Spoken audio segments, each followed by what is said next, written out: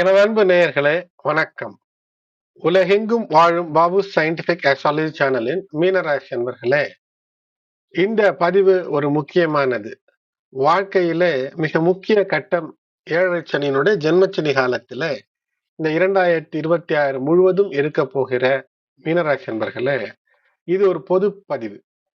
வாழ்நாள் முழுவதும் எப்போது வேண்டுமானாலும் மீனராசி அன்பர்கள் நீங்களாக இருந்தாலும் சரி, அல்லது கேட்கக்கூடிய உங்களுடைய குடும்பத்தில் ஒருவருக்கு மீனராசி என்றாலும் சரி, இதை கேட்டு அல்லது உங்களுடைய நட்பு உறவுகளில மீனராசி என்றாலும் கூட இதை கேட்பதன் மூலமாக அதற்கேற்ப அனுசரித்து வாழ்க்கையினுடைய பயணத்தை இனிதே கடக்கக்கூடிய ஒரு அமைப்பில இந்த பதிவை உங்களுக்காய் இதற்கு முன்னர் வாழ்ந்த பல ஆயிரம் ஆண்டுகளுக்கு முன் வாழ்ந்த ரிஷி முனிகள் தொகுத்து அருளி இருக்கக்கூடிய பிரபஞ்சத்தின் முக்கிய நிகழ்வுகளிலே ஒன்றான தசாபுக்திகளை பற்றியும் அதிலே ஒரு முக்கிய தசாபுக்தி எப்படி மீனராசியை படுத்துமா படுத்தாதா, பதற வேண்டுமா கதற வேண்டுமா இல்லையா, ஆகையினால் பதற வேண்டாம் கதற வேண்டாம், பதறாதீர் கதறாதீர் மீனராசி அன்பர்களே, இந்த பதிவை முழுவதுமாக கேளுங்கள். இதுவரை சப்ஸ்கிரைப் செய்யாதவர்கள் சப்ஸ்கிரைப் செய்யுங்கள்.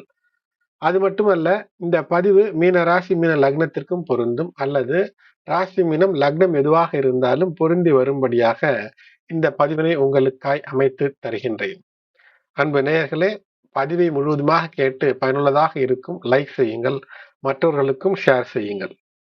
மிக சுருக்கமாக சொல்ல வேண்டும் என்றால், இந்த பிரபஞ்சத்தினுடைய இந்த நிகழ்வுகள் மனிதன் மட்டுமல்ல, இருக்கக்கூடிய ஒவ்வொரு உயிருக்கும் ஒரு ஜாதகத்தை போட்டுவிட முடியும். அதிலே மனிதன் மட்டும்தான் பலவிதமான நுண் அறிவுகளை கொண்டு வாழ்க்கையில இருக்கக்கூடிய நிலைகளை வசதிகளாக மாற்றிக்கொள்ள, கடினமான மனிதன் தோன்றிய காலத்திலே பூமி கடினமானதாக இருந்திருக்கும்.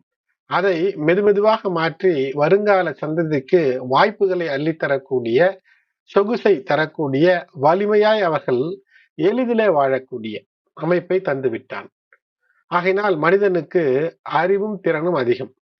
ஆனால் ஒருவனுடைய வாழ்க்கையிலே நடந்தது, நடந்து கொண்டிருப்பது அல்லது நடக்க இருக்கக்கூடிய அனைத்து நிகழ்வுகளுக்கும் ஒன்று காரணம். அவை தசாபுக்திகளின் அடிப்படையில் தான் அமைகிறது.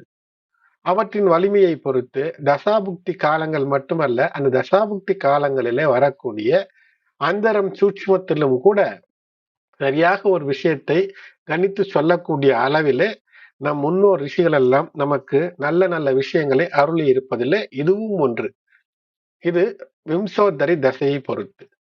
வேத ஜோதிடத்தின் அடிப்படையில ஆயுட்காலம் என்பது கிட்டத்தட்ட ஒரு 120 ஆண்டு கால ஆயுட்காலமாக இப்போது நாம் எடுத்திருக்கிறோம். காரணம் கலிகாலம். ஆனால் வேத ஜோதிடத்தின் அடிப்படையில் கலிகாலத்திலும் கூட ஆயுட்காலத்தை 3 ரகமாக பிரித்திருப்பார்கள். அது ஒன்று பூரண ஆயுள் என்பது 75 ஆண்டுகள் முதல் 100 வயதிற்கும் மேல்.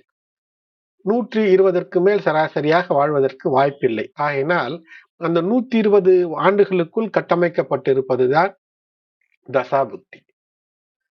மத்திய ஆயுள் என்றால் 2வது வகை மத்திய ஆயுள். 32 வயது முதல் 75 ஆண்டுகள் வாழ்கிறார்கள் என்றால் மத்திய ஆயுள்.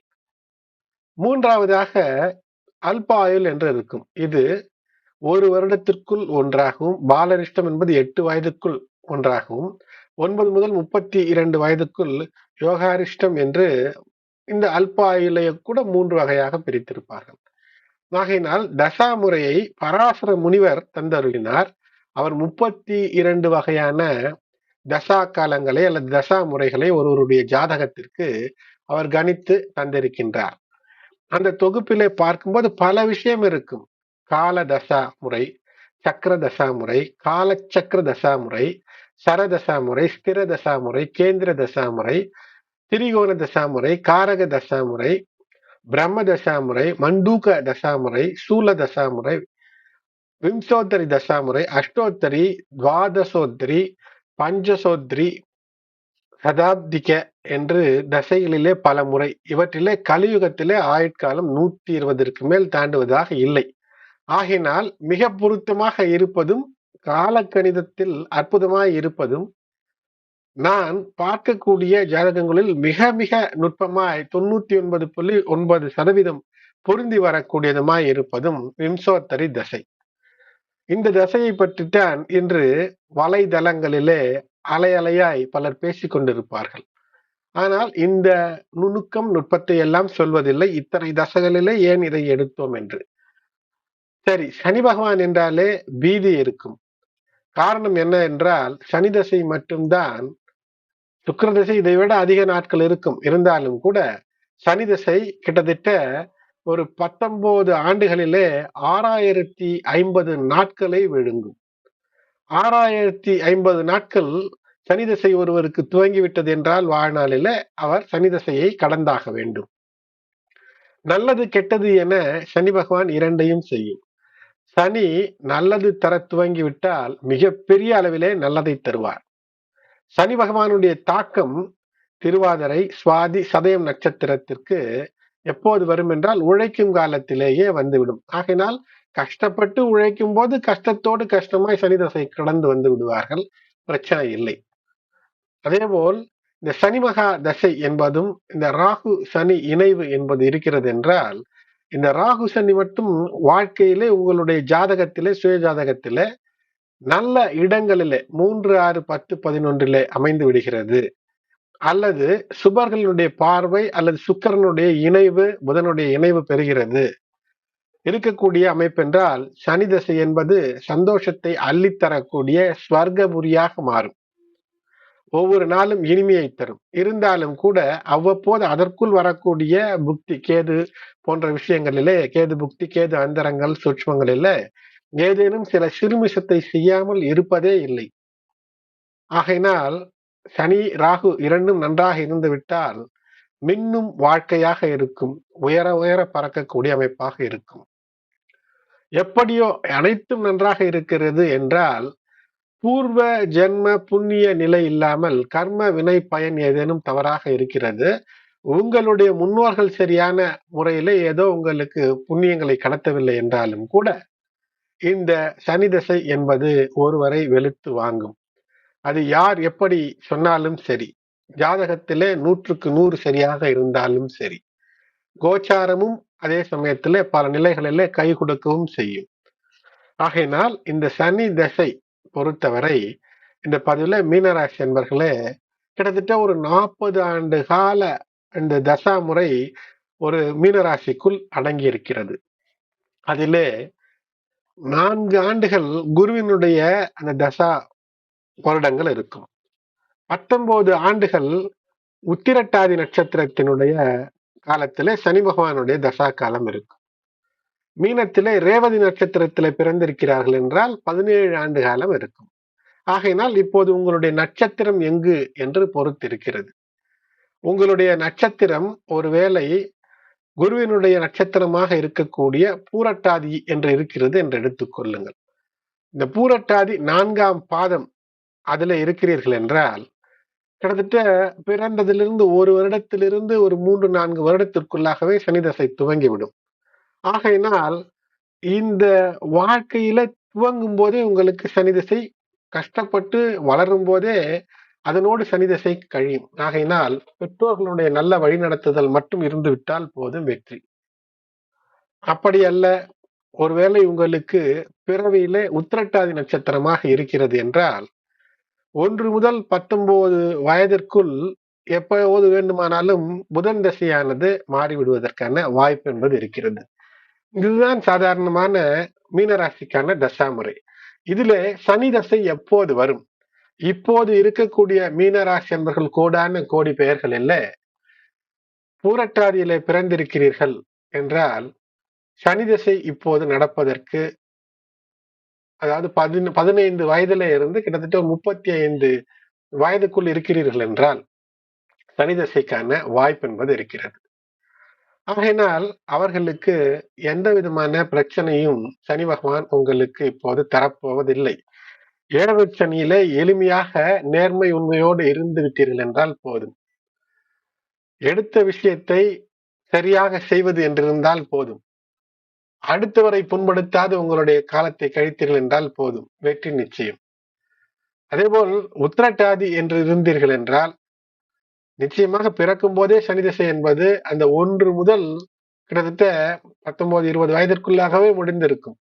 உங்களுக்கும் சனி திசை இந்த காலகட்டத்திலே பிரச்சனை செய்ய போவதில்லை. சரி, யார் கஷ்டப்படுவார்கள்? தொடர் பதிவுகளிலே தருகின்றேன். கஷ்டப்படுத்துவதற்கு உங்களுடைய எதையும் செய்யாமல் ஜாலியா என்ஜாய் பண்ணலாம் என்று எந்த மீனம் நினைக்கிறதோ, எந்த மீனம் பழி பாவம் பிரச்சனை எல்லாம் வேறு ஒரு தலையிலே சுமத்திவிட்டு நாம் உங்களுக்காய் உழைத்தோம் என்று சொல்லி தப்பித்துக் கொள்ளலாம் என்று நினைக்கிறதோ, எந்த மீனம் சுகம் காணலாம் என்று நினைக்கிறதோ, அந்த மீனம் இப்போது கஷ்டப்பட்டு கொண்டிருக்கும். அதாவது நான் சொல்லக்கூடிய காலம் ஏழரை சனி காலத்திலே ரேவதி நட்சத்திரத்திலே பிறந்திருக்கிறீர்கள் என்றால் நிச்சயமாக உங்களுக்கு சனி திசை என்பது உங்கள் திசை பக்கம் வருவதற்கான வாய்ப்பே குறைவு. ஆகையினால் நிச்சயமாக நீங்கள் புண்ணியம் பண்ணவர்கள் தான். ஆனால் உழைப்பை மட்டும் நீங்கள் நம்பி இருந்து விட்டீர்கள் என்றால் நிச்சயமாக வெற்றி பலவாறாக இருக்கும். சரி, சனி திசை அல்லது சனி புக்தி தான் வருமே. சனி திசை இல்லை என்றாலும் கூட சனி புக்தி நிச்சயமாக வரும், சனி அந்தரங்கள் வரும். இவற்றோடு இணைந்த ஏழரை சனி காலம், அஷ்டம சனி காலத்திலே கஷ்டங்களை உணரக்கூடிய சூழ்நிலையை மீனராசி என்பவர்களுக்கு நிச்சயமாக தரும். ஆகையினாலே எப்படியோ உங்களுடைய அந்த புக்தி காலங்களுக்குள் சுக்கிரனுடைய புக்தி இருக்கிறது என்றால், சுக்கிரன் பலமிழந்து இருக்கிறார் என்றால், ஆணாக இருந்தாலும் பெண்ணாக இருந்தாலும் நிலைக்கேற்ப அவல நிலை, நிலைக்கேற்ப அவமானம், இடமாற்றம், உற்றார் உறவினர்களுக்கு இடையே வீண் பழி, தேவையில்லாமல் பணம் இருந்தாலும் வறுமை போன்ற ஒரு சூழ்நிலை, குடும்பத்தில் ஒற்றுமை குறைவு, இவையெல்லாம் இருக்கும். வாகனம், வீடு போன்றவற்றில ஏதோ ஒன்று சிக்கல் என்று இருக்கும்.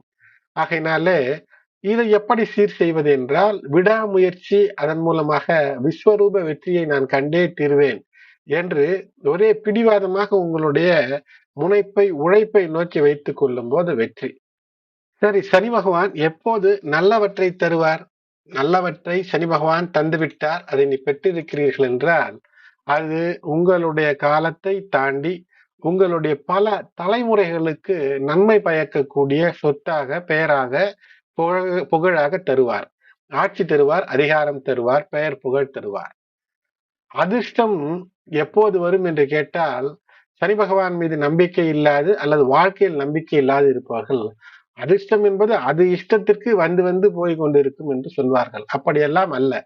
பூர்வ ஜென்ம புண்ணிய நிலை இருக்கிறதா இல்லையா என்பதை நீங்கள் வாழும்போது உணர்ந்தால்தான் தெரியும். ஆனால் இப்போது நீங்கள் புண்ணியத்தை டெபாசிட் செய்யும் போது, உழைப்பை தரும்போது உயர்வை தரும். கடின உழைப்பை நீங்கள் நம்ப வேண்டும். அதற்காக கூலி தொழில் தான் செய்ய வேண்டும் என்றல்ல. அதாவது சாஃப்ட் ஒர்க், ஒரு விஷயத்தை சாமர்த்தியமாக செய்து எப்படி நல்ல பெயர் எடுப்பது, அது மட்டுமல்லாமல் மிகப்பெரிய லாபம் தரக்கூடிய விஷயத்தில் ஈடுபடும் போது பேராசை இல்லாமல் வந்தால் நல்ல லாபத்தோடு நாம் இருப்போம், இல்லை என்றால் ஒரு விதமான லாபமாவது வரும் என்று ஒரு விஷயத்தை செய்வது.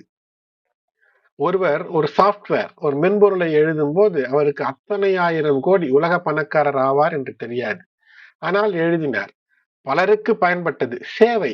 ஆகையினால் சேவையிலே இருக்கக்கூடிய விஷயம் தெரிந்தோ தெரியாமலோ மனிதகுல சேவையிலே ஈடுபடும் போது சனி பகவான் வெற்றியை தருவார். அது மட்டுமல்லாமல் சுய ஜாதகத்துல சனி மறைமுகமாக வலிமை பெறும் போதும், அதே போல் கோச்சார ரீதியில் வலிமை பெறும் போதும் உங்களுக்காய் வெற்றிகளை தருவார். சனி பகவான் எல்லா காலமும் நன்மையை தர வேண்டும் என்றால் சுபர் பார்வை, சுக்கிர நினைவு, சுப வீடு, நட்சத்திர அமைவு, வக்ர நிலை, நீச்சபங்கம், இப்படி பல விஷயங்கள் இருக்கும். ஆனால் நீங்கள் செய்ய வேண்டியது என்ன? நெடுநீர், மறவி, மடி, துயில் இந்நான்கையும் விட்டுவிட வேண்டும். அதிகப்படியாக தூங்குவது, சோம்பேறித்தனம், மறதி, காலம் தாட்டுதல், இவற்றிலிருந்து வெளிவரும் போது சனி பகவான் உங்களுடைய வாழ்க்கையிலே எப்போதுமே பிரச்சனையை தருவதற்கான வாய்ப்பே இல்லை. அது மட்டுமல்ல, ட்ரூத்ஃபுல் அண்ட் பேலன்ஸ்ட், நிலைத்தன்மையோடும் தடுமாறாமல் உண்மையோடு இருக்கும்போது சனி பகவான் உயர்வை தருவார். சனி பகவானுக்கான பரிகார கோயில்கள் பல இருக்கிறது. தொடர்ந்து இணைந்திருங்கள். அவ்வப்போது பதிவுகளிலே தருகின்றேன். இந்த பதிவு உங்களுக்கு பயனுள்ளதாக இருக்கும்.